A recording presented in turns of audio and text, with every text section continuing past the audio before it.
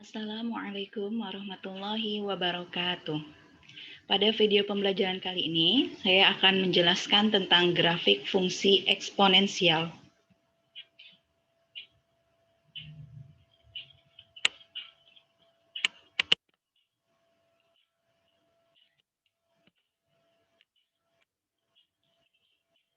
Yang pertama, pengertian grafik fungsi eksponensial.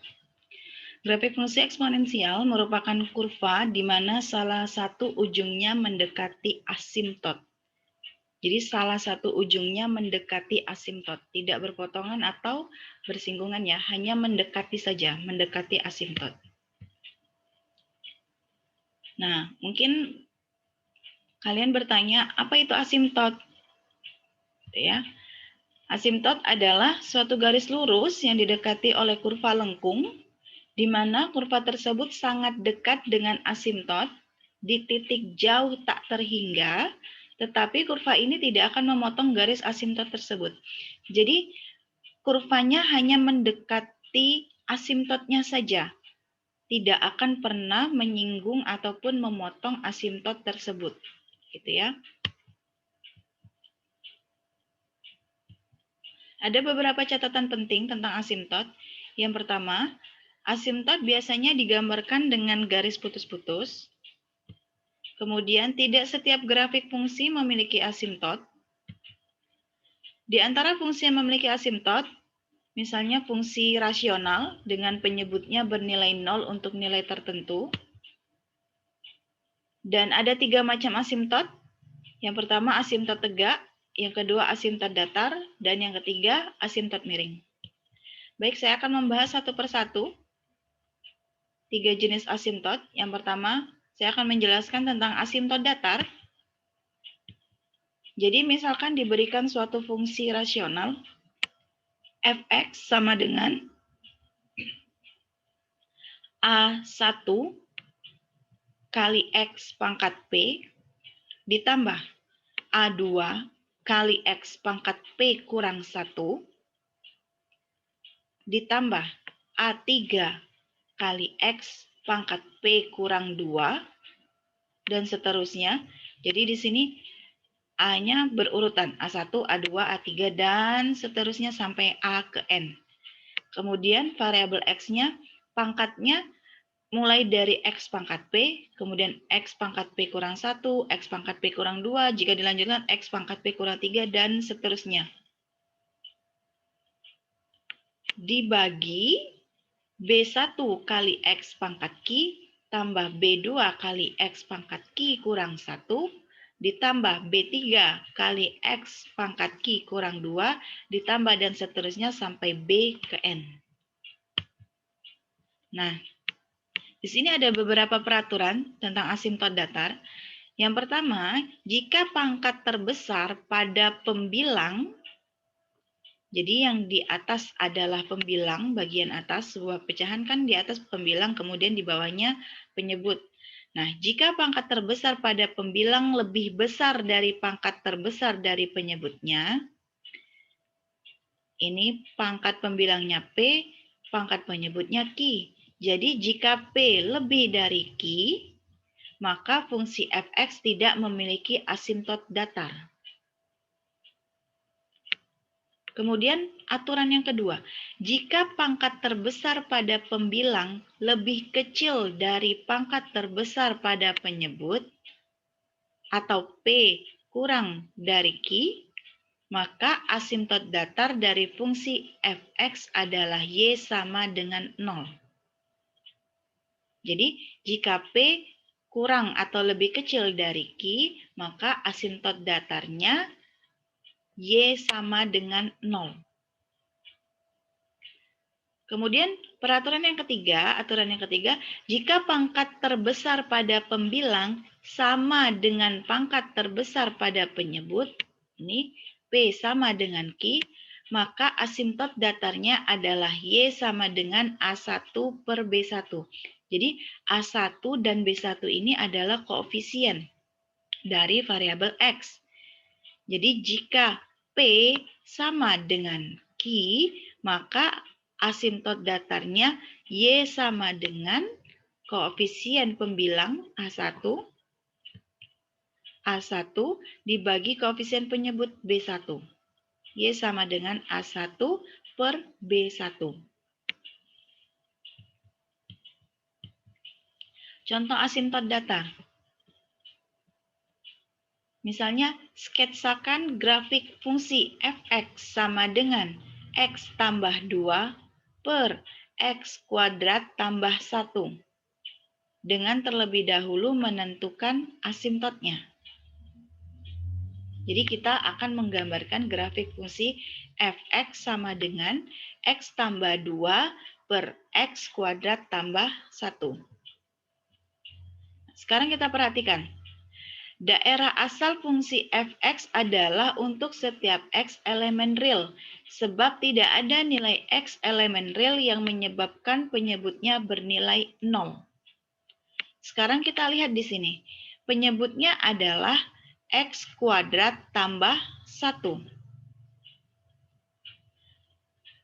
Adakah suatu bilangan real yang ketika dikuadratkan hasilnya sama dengan negatif 1? Jadi, di sini, ini kan x kuadrat tambah 1. Penyebut ini akan bernilai 0 jika nilai dari x kuadrat sama dengan negatif 1. Negatif 1 tambah 1 sama dengan 0. Nah, jadi penyebut ini akan bernilai 0 jika nilai dari x kuadratnya sama dengan negatif 1. Sekarang pertanyaannya, adakah suatu bilangan real yang apabila dikuadratkan hasilnya sama dengan negatif 1? Tidak ada. Tidak ada nilai x elemen real yang apabila dikuadratkan hasilnya sama dengan negatif 1. Karena setiap bilangan real apabila dikuadratkan hasilnya pasti positif, tidak ada yang negatif. Gitu. Sehingga daerah asalnya berlaku untuk setiap x elemen real. Sebab tidak ada nilai x elemen real yang menyebabkan penyebutnya bernilai 0.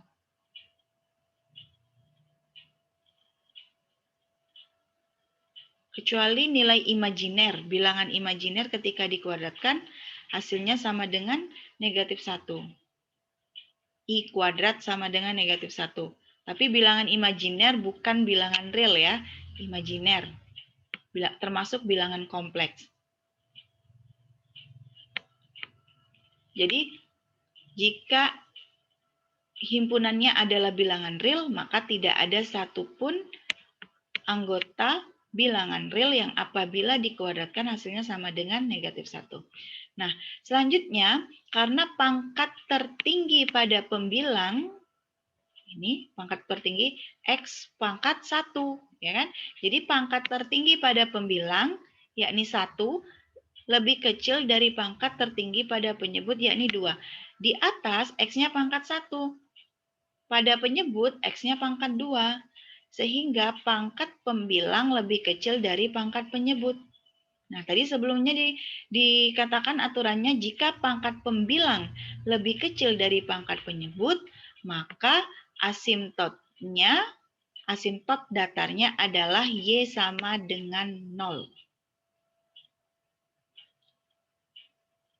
Jadi, jika pangkat terbesar pada pembilang lebih kecil dari pangkat terbesar pada penyebut, maka asimtot datarnya adalah Y sama dengan 0. Nah, selanjutnya kita gambarkan garis putus-putus Y sama dengan 0 sebagai asimtot datar dari fungsi X. Jadi, Y sama dengan 0. Ini kan sumbu Y. Sumbu tegak ini kan sumbu Y. 0-nya di mana? 0-nya di sini. Maka gambarkan garis putus-putus yang melalui titik 0. Y sama dengan 0 itu di sini. Nah, gambarkan garis putus-putusnya. Sepanjang sumbu X ini yang melewati titik Y sama dengan 0, ini adalah asimtot datar dari fungsi f(x) sama dengan x tambah 2 per x kuadrat tambah 1. Ini asimtot datar Y sama dengan 0. Garis putus-putus berwarna merah. Nah, selanjutnya kita plotkan beberapa titik dan hubungkan titik-titik tersebut menjadi suatu kurva lurus. Nah, ini sama dengan menggambar kurva dari suatu fungsi. Pada materi sebelumnya sudah saya bahas bagaimana cara menggambar grafik atau kurva. Jadi, kita punya fungsi fx sama dengan x tambah 2 per x kuadrat tambah 1. Maka, kita gambarkan kurvanya. Bisa dimasukkan dengan nilai jika x sama dengan 0, maka y sama dengan berapa. Jika y sama dengan 0, maka x sama dengan berapa. Diambil beberapa contoh titik potong gitu ya. Jadi, atau masukkan misalnya fx ini sama dengan y ya. Jadi, fx sama dengan y. Ini bisa menjadi y sama dengan x tambah 2 per x kuadrat tambah 1. Misalnya kita mau ngambil nilai x-nya sama dengan 0. Maka substitusi x-nya sama dengan 0. 0 tambah 2 per 0 kuadrat tambah 1. Hasilnya 2 per 1. 2 bagi 1, 2. Berarti ketika X sama dengan 0, Y-nya sama dengan 2. Berarti titiknya 0,2. Gitu.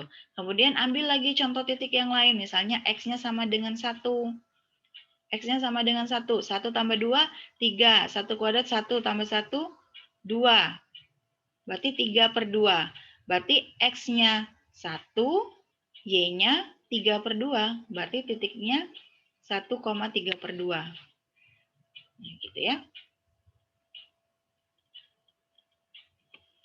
Jadi, silakan ambil titik sebanyak mungkin untuk menggambarkan kurva. Nah, ketika sudah, kita plotkan titik-titiknya.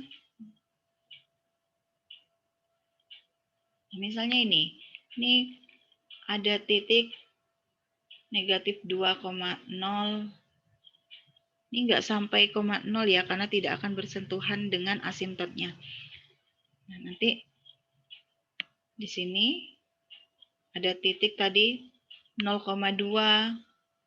Nah, diplotkan titik-titiknya, kemudian hubungkan titik-titik tersebut menjadi suatu kurva lurus yang merah ini.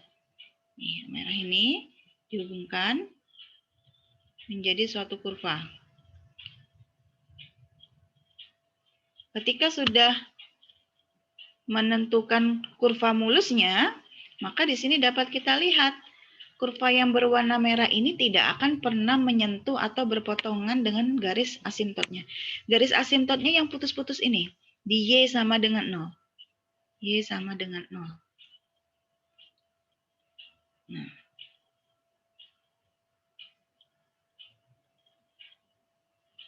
Di Y sama dengan 0.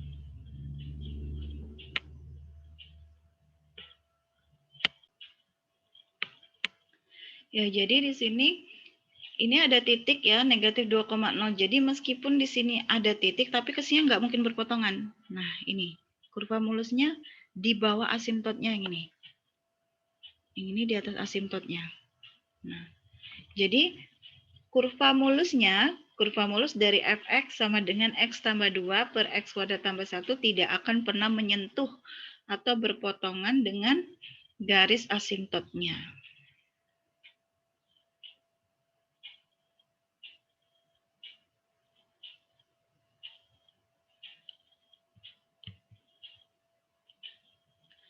Selanjutnya, saya akan membahas tentang asimptot tegak. Perhatikan fungsi rasional berikut.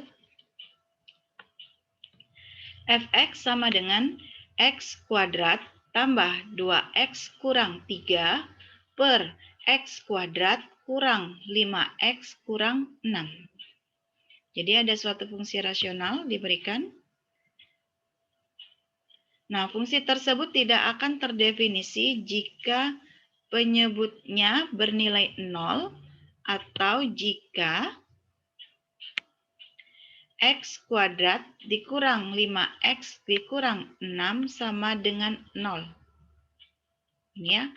Jadi, jika penyebutnya sama dengan 0, suatu bilangan dibagi 0, hasilnya sama dengan tidak terdefinisi. Suatu bilangan jika dibagi dengan 0, hasilnya sama dengan tidak terdefinisi. Kenapa? Karena tidak ada satupun bilangan yang apabila dikalikan dengan 0 akan menghasilkan bilangan lain selain 0. Gitu ya. Jadi ketika nanti penyebutnya sama dengan 0, maka hasilnya tidak akan terdefinisi. Kemudian kita lihat, x kuadrat dikurang 5x dikurang 6 sama dengan 0. Ini penyebutnya. Ketika kita faktorkan, kita peroleh x dikurang 6 dikali x tambah 1. Ini kita faktorkan. X kuadrat kurang 5x kurang 6 kita faktorkan menjadi x kurang 6 kali x tambah 1 sama dengan 0. Nah, di sini x kurang 6 sama dengan 0, maka x-nya sama dengan 6. X tambah 1 sama dengan 0, maka x-nya sama dengan negatif 1. Ini akar-akarnya. Kita peroleh akar-akarnya x sama dengan 6 atau x sama dengan negatif 1. Nah, oleh karena itu nilai x sama dengan 6 dan x sama dengan negatif 1 harus dikecualikan dari daerah asal. Karena jika kita memasukkan nilai x sama dengan 6 atau x sama dengan negatif 1, maka persamaan ini akan bernilai 0. Sementara jika penyebutnya bernilai 0, maka fungsi tersebut tidak akan terdefinisi. Nah, di sini garis x sama dengan 6 dan x sama dengan negatif 1 merupakan asimtot tegak lurus atau asimtot tegak dari fungsi fx.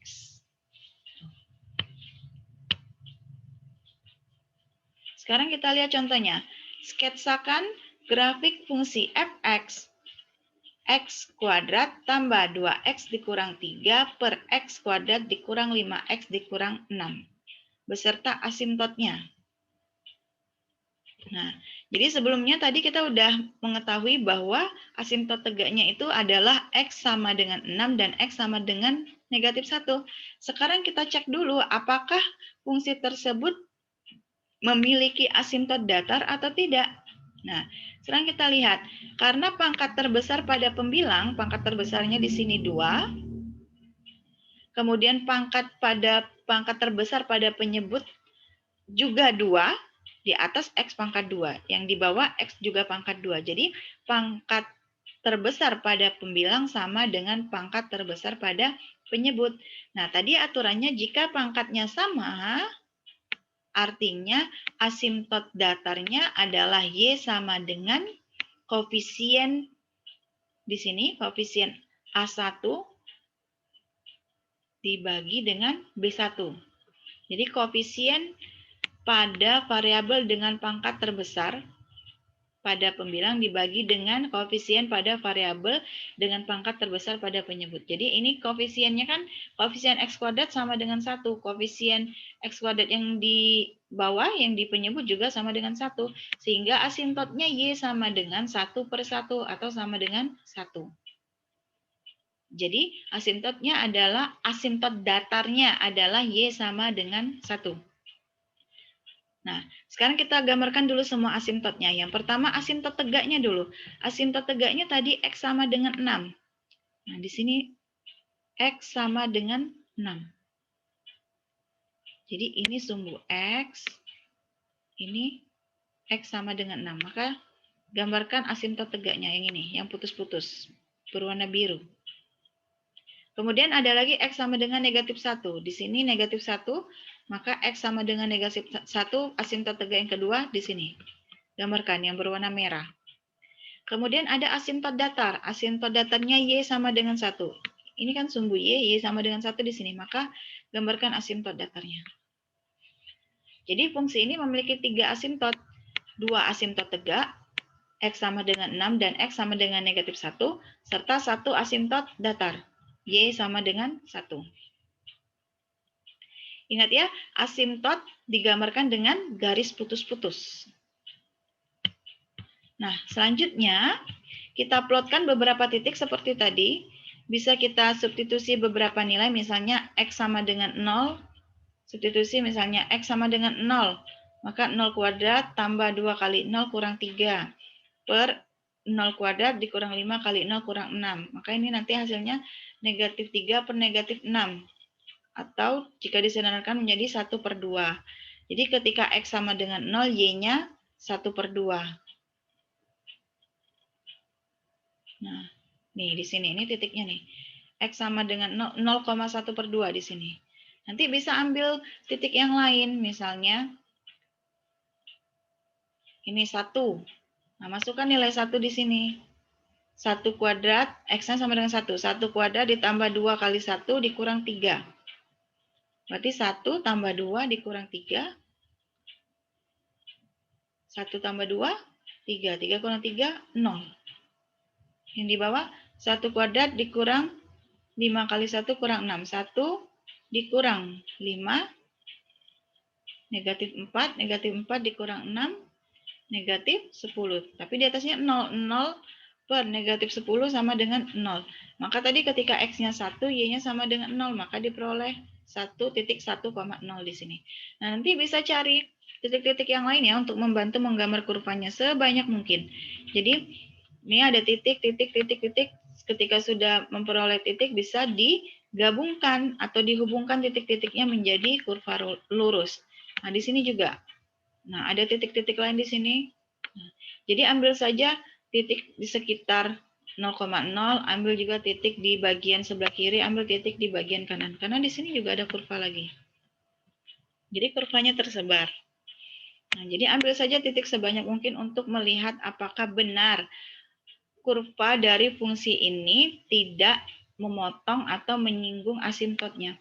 Jadi jika kita lihat di sini, nah, kurva yang merah ini tidak akan pernah menyentuh atau berpotongan dengan asimptotnya. Tuh, tidak akan pernah. Tipis sekali. Ini tipis sekali, hampir menyinggung, tetapi sebenarnya tidak menyinggung. Nih, ini tidak pernah menyinggung atau bersentuhan atau berpotongan, tidak akan pernah. Yang putus-putus adalah asimptotnya, yang garis merah kurva ini adalah kurva dari fungsi X kuadrat tambah 2X kurang 3 per X kuadrat dikurang 5X kurang 6. Ya. Jelas ya, jadi kurva dari fungsi ini tidak akan pernah menyentuh atau berpotongan dengan garis asimptotnya.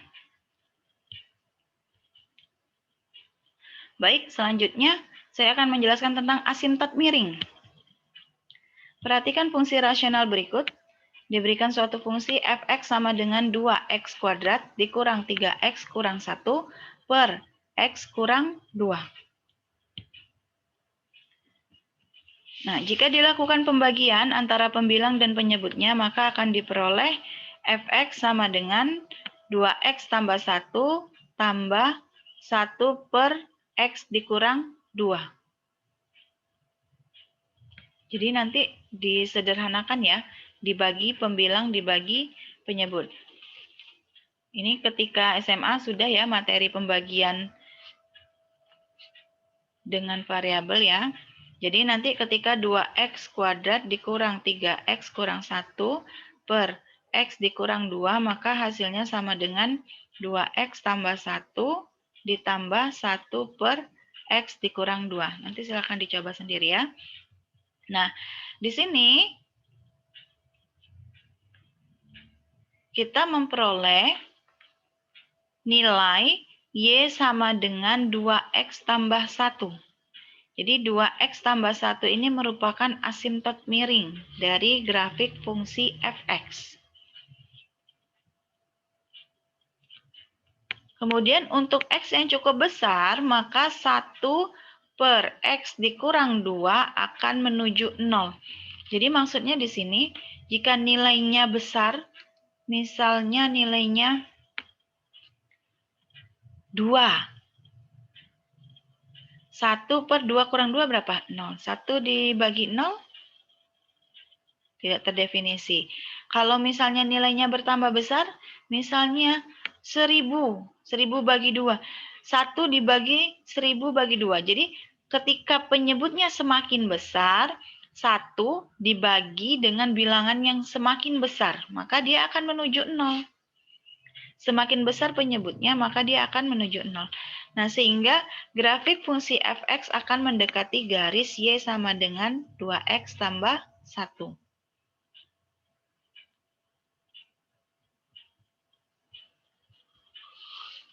Nah, selanjutnya sketsakan grafik fungsi f(x) sama dengan 2x kuadrat dikurang 3x kurang 1 per x kurang 2 dengan asimptotnya. Nah, kita sudah punya tadi asimptot miringnya adalah garis y sama dengan 2x tambah 1. Kemudian asimptot tegaknya adalah garis x sama dengan 2. Ini ya, x kurang 2. Maka x sama dengan 2. Nah, perhatikan bahwa fx tidak memiliki asimptot datar. Dia tidak memiliki asimptot datar. Jadi, dapat kita gambarkan seperti ini. Nah, ini asimptot miringnya. Asimptot miringnya y sama dengan 2x tambah 1. Kemudian asimptot tegaknya x sama dengan 2. Ini x sama dengan 2. Garis biru adalah asimptot tegaknya, garis merah putus-putus ini adalah asimptot miringnya. Nah, seperti tadi selanjutnya plotkan beberapa titik. Ya, silakan diuji ya. Misalnya mulai dari x sama dengan 0, disubstitusi, nanti diperoleh y sama dengan berapa, diperoleh titiknya, kemudian dicoba lagi x sama dengan 1, x sama dengan 2, x sama dengan 3 gitu ya. Coba sebanyak mungkin. Setelah memperoleh titik koordinatnya, dihubungkan menjadi suatu kurva mulus. Nah, ini kurvanya. Di atas ini juga ada kurvanya. Nah, di sini dapat kita lihat bahwa kurva merah ini tidak akan pernah menyinggung atau berpotongan dengan asimptotnya. Tidak akan pernah menyinggung atau berpotongan dengan asimptotnya.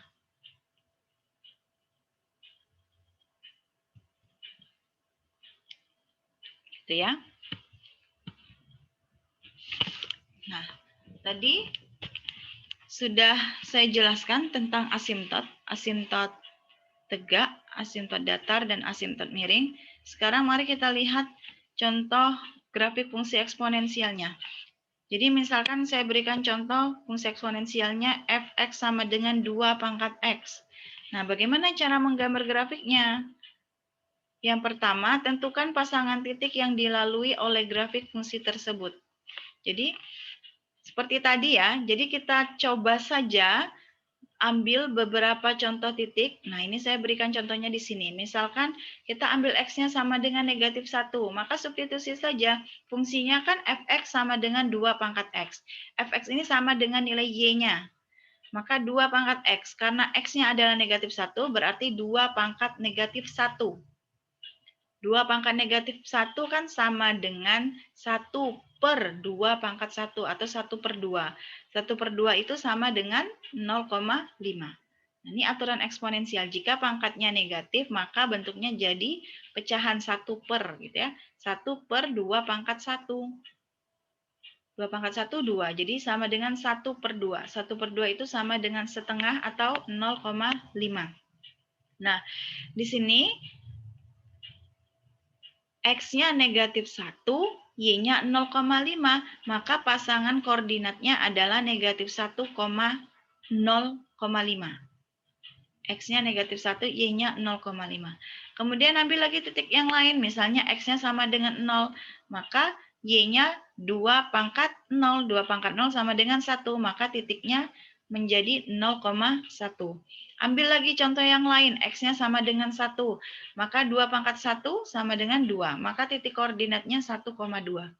Ambil lagi contoh x sama dengan 2, 2 pangkat 2, y-nya sama dengan 2 pangkat 2 sama dengan 4, maka titik koordinatnya adalah 2,4. Ambil lagi x-nya sama dengan 3, 2 pangkat 3 sama dengan 2 kali 2, 4 kali 2, 8. 2 pangkat 3 sama dengan 8, maka koordinatnya, titik koordinatnya adalah 3,8. Nah, kita gambarkan titik-titik ini. Negatif 1, 0,5, 0,1, 1,2, 2,4, 3,8. Gambarkan titik-titik ini pada koordinat kartesius, lalu kita hubungkan menjadi kurva mulus. Nah, ini ya, kurang lebih seperti ini. Jadi ini titik-titiknya negatif 1, setengah atau 0,5, kemudian ini 0,1, kemudian 1,2, 2,4, kemudian 3,8. Setelah memperoleh titik-titik ini, hubungkan titik-titik ini dengan kurva mulus. Nah, gitu ya. Nah, jadi pada grafik ini sumbu X-nya merupakan asimtot dari fungsi tersebut. Kita lihat kurva mulus ini tidak akan pernah menyentuh atau berpotongan dengan sumbu X-nya. Artinya sumbu X ini didekati oleh kurva tetapi tidak akan pernah berpotongan dengan kurva. Ya, sumbu X ini adalah asimtotnya, tidak pernah berpotongan dengan kurva.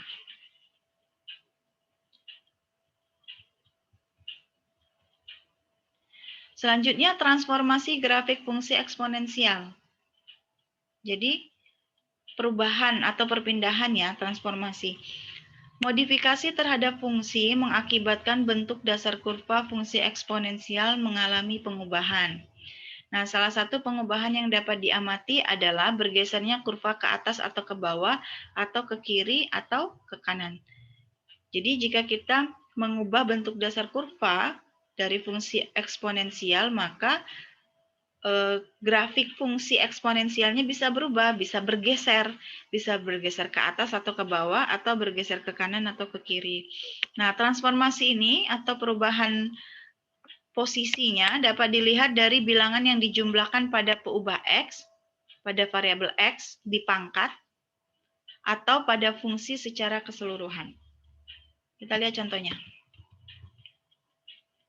Jadi misalkan ada bentuk eksponensial berikut. Fx sama dengan A pangkat X plus minus M plus minus N. Jadi yang X plus minus M ini merupakan pangkat. Plus minus N di sini merupakan penjumlahan atau pengurangan terhadap fungsi. Gitu ya. Jadi ini fungsi eksponensialnya A pangkat X plus minus M. Kemudian plus minus N. Bisa ditambah atau dikurang dengan N. Nah, jika nilai M dan nilai N ini diubah, maka dapat menggeser kurva eksponensial ini. Ketentuannya seperti ini. Jika positif M, artinya jika kita menambahkan fungsi eksponensial tersebut dengan suatu bilangan M, maka kurva akan bergeser ke kiri. Ini pangkatnya ya. Nah, jika kita menambahkan dengan suatu bilangan M, artinya plus M, kurva akan bergeser ke kiri.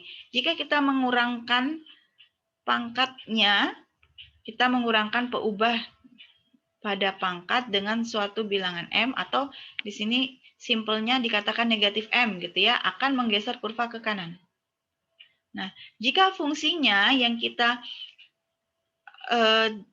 tambahkan atau kita kurangkan, jika kita tambahkan dengan suatu bilangan N atau positif N, maka kurva akan bergeser ke atas. Jika kita kurangkan dengan suatu bilangan N atau negatif N, maka kurva akan bergeser ke bawah. Aturannya seperti itu. Nah, coba sekarang perhatikan kurva Gx sama dengan 2 pangkat X tambah 1, dan Hx sama dengan 2 pangkat X dikurang 1 terhadap fungsi asal fx sama dengan 2 pangkat x. Jadi di sini kita punya fungsi asal fx sama dengan 2 pangkat x. Kemudian kita melakukan pengubahan 2 pangkat x. Pangkatnya di sini coba diperhatikan fungsi gx. Awalnya 2 pangkat x, kemudian pangkatnya kita ubah, kita tambahkan dengan satu bilangan. Di sini plus 1. Artinya di sini pangkatnya peubah pada pangkat ditambahkan 1. Sementara Hx 2 pangkat X dikurang 1. Nah, di sini kalau yang Gx pangkat pada peubahnya ditambah 1, sementara kalau di sini fungsinya yang dikurang 1. Jadi, positif 1 ini adalah nilai M, positif M. Tadi di aturannya yang sebelumnya saya jelaskan. Nah, negatif 1 di sini adalah negatif N. Bagaimana hasil perubahannya? Bisa lihat di sini. Jadi, fungsi Gx, lihat. Pertama kita punya fungsi fx yang berwarna hitam, 2 pangkat x, posisinya di sini. Ketika fungsi ini, variabel pada pangkatnya kita tambahkan 1, maka dia akan bergeser ke kiri. Ya.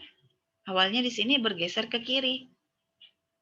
Karena peubahnya atau variabelnya pada pangkat ini ditambah suatu bilangan.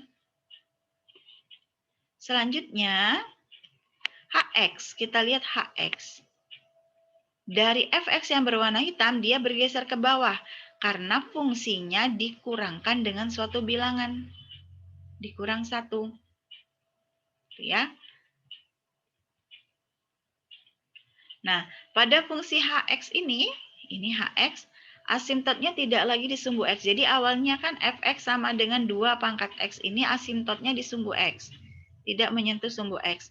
Nah, tetapi ketika sudah mengalami pengubahan pada fungsi dasar, maka asimtotnya tidak lagi di sumbu X. Tapi asimtotnya juga bergeser ke bawah. Karena kurvanya bergeser ke bawah, maka asimtotnya juga bergeser ke bawah. Asimtotnya jadinya Y sama dengan negatif 1. Jadi karena di sini pada kurvanya dikurang 1, maka asimtotnya berubah menjadi Y sama dengan negatif 1. Jadi penentuan asimtotnya didasarkan pada konstanta yang dijumlahkan atau dikurangkan pada fungsi dasarnya. Kalau di sini dikurang 2, maka nanti asimtotnya Y sama dengan negatif 2. Gitu. Karena kurvanya turun ke bawah. Jadi bisa dikatakan ini kurvanya turun 1 langkah ke bawah, sehingga asimtotnya juga turun 1 langkah ke bawah. Nanti jika kurvanya dikurang 2, maka turun 2 langkah ke bawah. Asimtotnya juga turun 2 langkah ke bawah. Gitu ya. Beberapa sumber rujukan dan gambar yang ada pada slide saya ambil dari Maths.id dan belajarkalkulus.com. Jadi penjelasan tentang menggambar grafik fungsi eksponensial cukup sampai di sini. Mudah-mudahan bermanfaat. Saya akhiri. Assalamualaikum warahmatullahi wabarakatuh.